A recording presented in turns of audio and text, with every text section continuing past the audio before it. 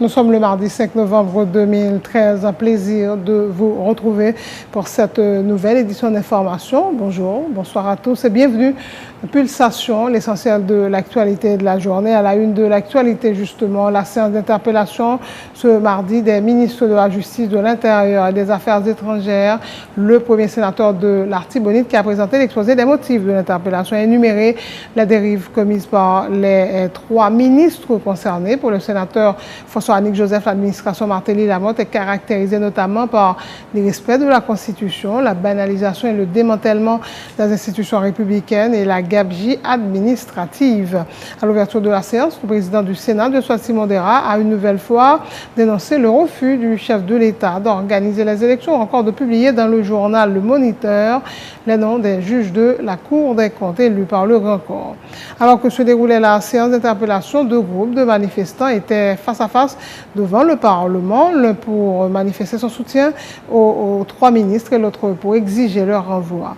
Le Premier ministre Laurent Salvador Lamotte a effectué ce mardi une visite de quelques heures au Venezuela dans le but de poursuivre les discussions avec les dirigeants vénézuéliens dans le cadre de l'accord Petro-Caribe. Le Premier ministre Lamotte était accompagné de son ministre de l'Agriculture, Thomas Jacques. L'armée congolaise met en déroute le M23 qui terrorisait la population dans l'est du pays. Leurs derniers bastions sont tombés ce mardi et l'armée annonce une victoire totale, provoquant la joie des Congolais. Les insurgés annoncent aussi la fin de la rébellion. La conférence internationale Genève 2, qui devait initialement se tenir au mois de novembre pour tenter de trouver une issue au conflit syrien, a été reportée. Elle n'aura pas lieu avant décembre. Le sprinter jamaïcain Usain Bolt, triple champion du monde en août à Moscou et déjà quadruple lauréat du trophée, compte parmi les trois finalistes pour le titre d'athlète masculin de l'année 2013. La sprinteuse jamaïcaine Shelly Ann Fraser-Price, triple championne du monde en août à Moscou, est parmi les trois finalistes pour le titre d'athlète féminine de l'année 2013.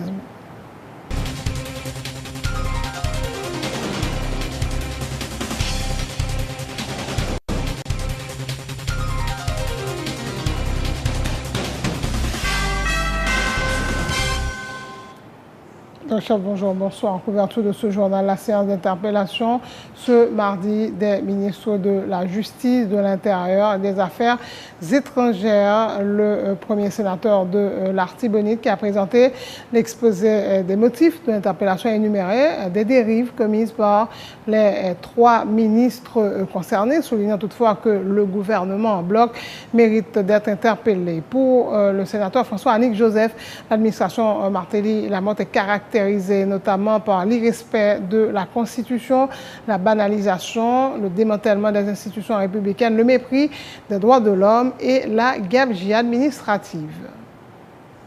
Ce qu'il convient de comprendre ici, c'est qu'à travers sa ministre, c'est tout le gouvernement qui est mis en cause.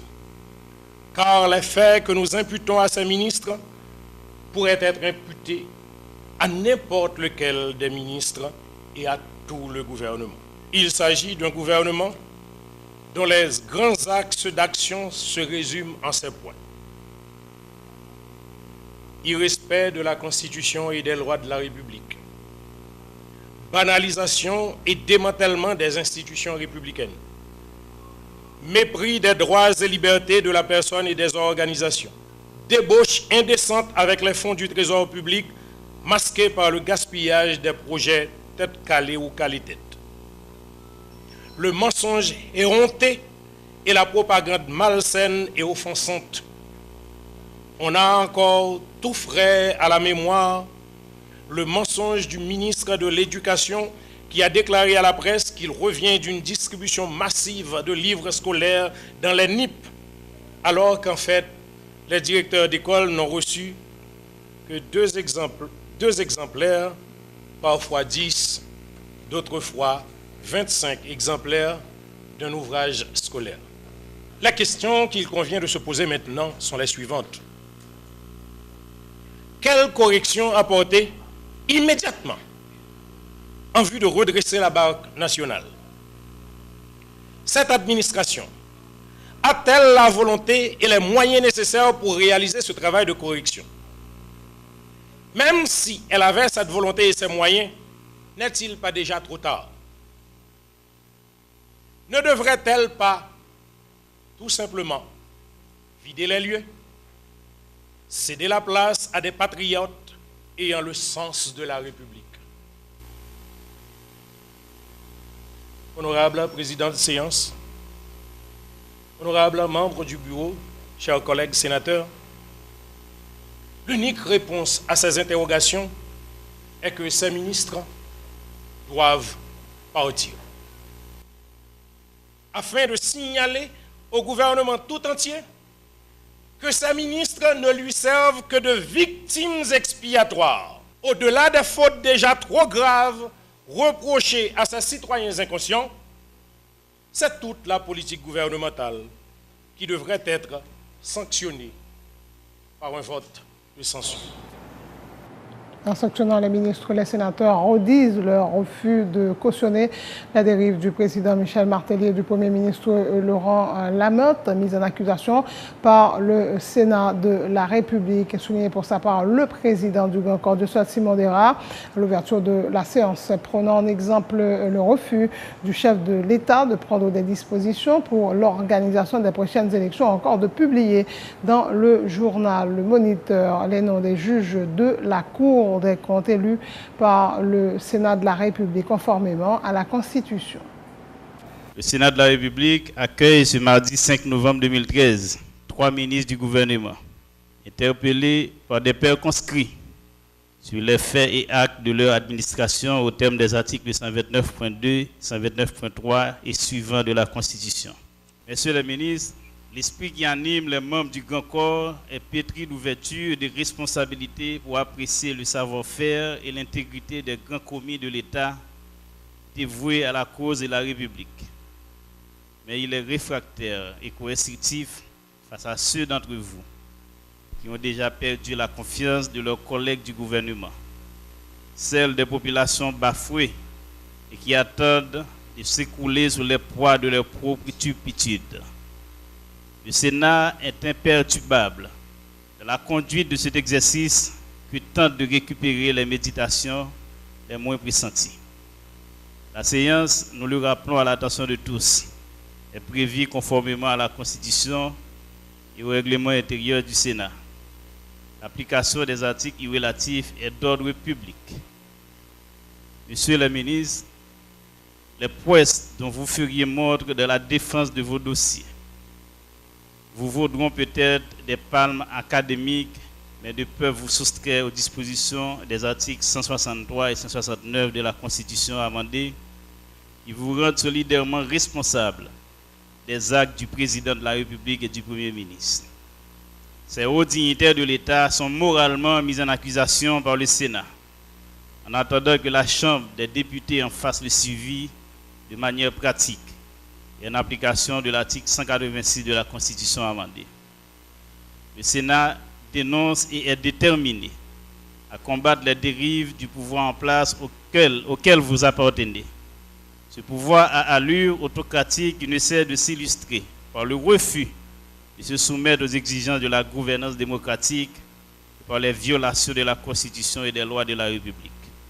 En témoigne le refus du président de la République d'organiser des élections, son refus de publier la liste des membres de la Cour supérieure des comptes et du contentieux administratif élus par le Sénat, son refus de publier des lois et résolutions votées par le Sénat de la République, son refus de prendre des lois pour prélever des taxes sur la population, son refus d'accepter une justice indépendante et de construction d'un État de droit. Honorables sénateurs, la sanction de cette aventure autoritaire, personnelle, déphasée, théâtrale, punissable, menace ces ministres, compagnons de besoin des chefs de l'exécutif Martelly et Lamothe. La conscience républicaine et citoyenne en turgescence se révolte devant cette séquence démentielle de notre histoire. Quos Deus perdere, vult prius dementat. La divinité commence par rendre fou ce qu'elle a choisi de perdre. Alors que se déroulait la séance d'interpellation, deux groupes de manifestants étaient face à face devant le Parlement, l'un pour manifester son soutien aux trois ministres interpellés, l'autre pour réclamer leur renvoi et dénoncer les dérives du gouvernement. Emmanuel Paul. Devant le palais législatif, l'ambiance était électrique ce mardi. Deux groupes de manifestants différents s'y étaient donné rendez-vous. L'un était venu supporter les trois ministres interpellés par le Sénat et l'autre exigeait leur renvoi.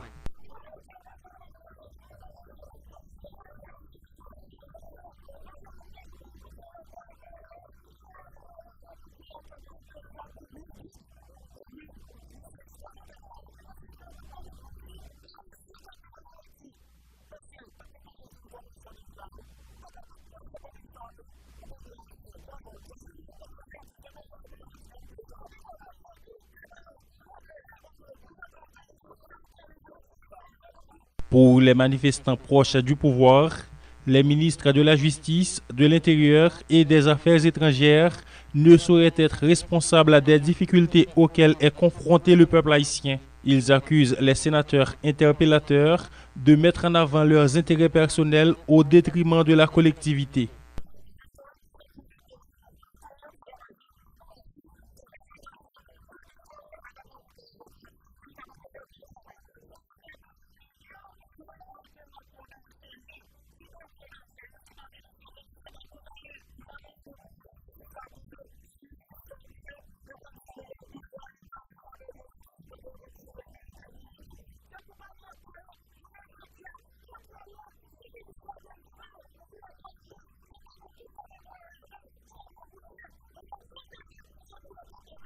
Mais l'autre groupe de manifestants ne l'entendait pas de cette oreille. Ils poussèrent pour le limogeage des ministres concernés, soulignant que leurs ministères ne connaissent que des dérives.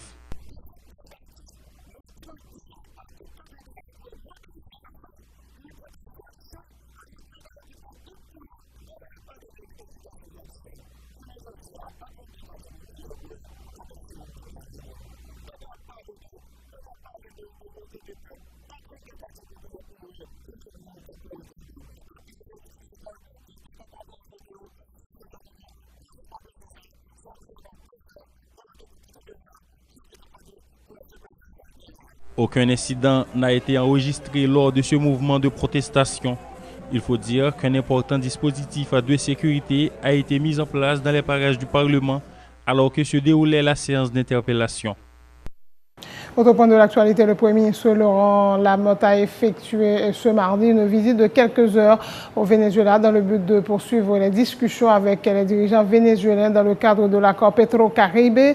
Selon une note du bureau de communication de la primature, Laurent Lamotte doit rencontrer le vice-président du Venezuela, Rafael Ramirez, également ministre du pétrole, pour discuter notamment de l'importation de nouveaux produits pétroliers. Une rencontre était prévue avec des responsables de la Banque latino-américaine de développement autour de l'établissement de fonds de 25 millions de dollars pour Haïti. La CAF est une institution financière multilatérale dont les ressources servent à soutenir des programmes de financement et d'assistance technique de certains pays de la zone économique Petro-Caribe. Laurent Lamotte était accompagné de son ministre de l'Agriculture, Thomas Jacques, qui devait s'entretenir avec le ministre vénézuélien de l'Alimentation sur l'accord phytosanitaire relatif à l'exportation prochaine des produits agricoles et agro-industriels d'Haïti vers le Venezuela afin de rembourser une partie de la dette contractée par l'État haïtien, justement dans le cadre du programme Petro-Caribe. Le syndicat des employés de l'administration générale des douanes salue la libération de Hérald Préval, Harold Guillaume et Evarnel Pierre-Louis, arrêtés il y a quelques jours dans le cadre de la disparition de plusieurs conteneurs. Nelson Michelson et Gérald Rampler, respectivement porte-parole et conseiller du syndicat des employés de l'AGD, affirment être l'objet de menaces suite à la grève qui a paralysé l'institution pendant plus d'une semaine.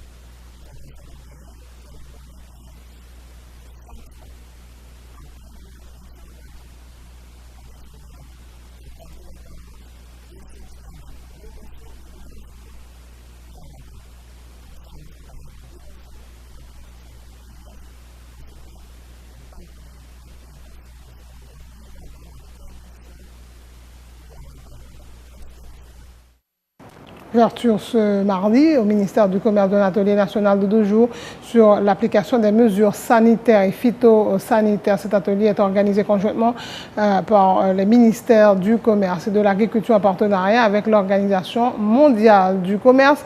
L'objectif est de permettre aux acteurs haïtiens évoluant dans les domaines de l'agriculture et de l'alimentation de se familiariser avec les normes régissant le commerce de ces produits à l'échelle internationale, des normes qui doivent être appliquées à l'importation aussi bien qu'à l'exportation, selon le directeur général du ministère du Commerce et de l'Industrie, Luc Espécard. De son côté, le secrétaire d'État à la relance agricole, Vernet Joseph, fait remarquer que les maladies transmises par les aliments sont parmi les principales causes de la morbidité d'Amérique latine et les Caraïbes. Un atelier sur l'application mesures sanitaires et phytosanitaires que nous avons organisé conjointement avec le ministère de l'Agriculture, Ressources naturelles et Développement rural, et nous avons fait ça en partenariat avec l'Organisation mondiale du commerce. Et dans le commerce mondial, aujourd'hui, il y a des mesures qui doivent obliger à appliquer lorsque on fait commerce de biens alimentaires, d'animaux, et gagner des mesures de précaution pour éviter risques, pour éviter maladies, pour venir la caillou, et commerce plantou, pour éviter que des pichons pas viennent tomber sous plantou, qui détruit par exemple cocotier et l'autre arbre fruitier qui est très important pour nourrir, soit qui est important pour commerce ou alimentation population. Donc, c'est atelier de travail ça qu'a fait sur l'application mesures phytosanitaires et sanitaires. C'est dans le cadre de ça que l'a déroulé ici en Haïti avec participation de Mme Getchens qui a animé une bonne partie de lui-même qui sortit directement de l'Organisation mondiale du commerce pour faire. Pour qui ça nous fait atelier ça? Ministère Commerce et Industrie et Ministère Agriculture, Ressources naturelles et Développement rural organisent l'activité ça, c'est pour permettre que tout Haïtien qui est dans le domaine agricole, qui est dans le domaine alimentaire, qui est dans le domaine plante, pour connaître qui norme qui régit commerce produit que vous-même a fait. Et puis pour Haïti, tout le cas familiarisé avec le principe OMC, norme que OMC définit pour nous faire commerce animal, commerce des animaux, commerce plantes, commerce manger, pour que nous-mêmes, l'on a fait exportation et l'on a fait importation, nous avons appliqué normes ça. Normes ça permettent, selon degré d'application normes ça, ou qu'à exporter à destination des pays étrangers, et selon degré d'application normes ça tout, ou qu'à exiger que pays qui vendent nos produits alimentaires, qui vendent nos animaux et qui vendent nos plantes, que eux-mêmes ils respectent les normes ça pour garantir sécurité moun la cao, garantir sécurité cheptel animal pour garantir sécurité plantation. Selon l'OPS et l'OMS, les maladies transmises par les aliments constituent l'une des principales causes de la morbidité dans l'Amérique latine et des Caraïbes. Outre les denrées primaires qui sont, de par leur mode de production, parfois insalubres à cause de la présence de germes pathogènes, les aliments peuvent être affectés par l'emploi non judicieux de substances agrochimiques et d'additifs non autorisés, par la contamination environnementale, ainsi que par l'usage de pratiques inappropriées et de contrôle de qualité et de la manipulation de ces aliments. Cet atelier de 2 jours est animé notamment par Gretchen Santon, une envoyée spéciale de l'OMC en Haïti. Et Mme Santon a mis l'accent sur la nécessité que les règles soient appliquées dans le cadre du commerce international. On connaît très bien les avantages de participer pleinement au commerce international, à les échanges, aux bénéfices qui ça peut avoir par le pays et pour ses participants et pour ses délégués et tous ces citoyens d'un pays. Mais le commerce international, c'est pas facile, c'est assez compliqué et il faut savoir comment utiliser les règles qui en existent, les réglementations techniques, les normes sanitaires, phytosanitaires.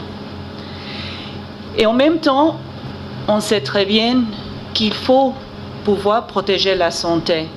Quand on importe des produits de n'importe où dans le monde, il faut être certain qu'ils ne vont pas emporter un risque en maladies exotiques, qui ne vont pas être des produits qui vont être décevants pour les consommateurs non plus. Donc on a besoin de ces réglementations techniques. Et il faut trouver comment assurer la protection d'Haïti et en même temps pouvoir vendre ces produits ailleurs aux autres pays qui veulent aussi assurer la santé, la sécurité de leur propre pays.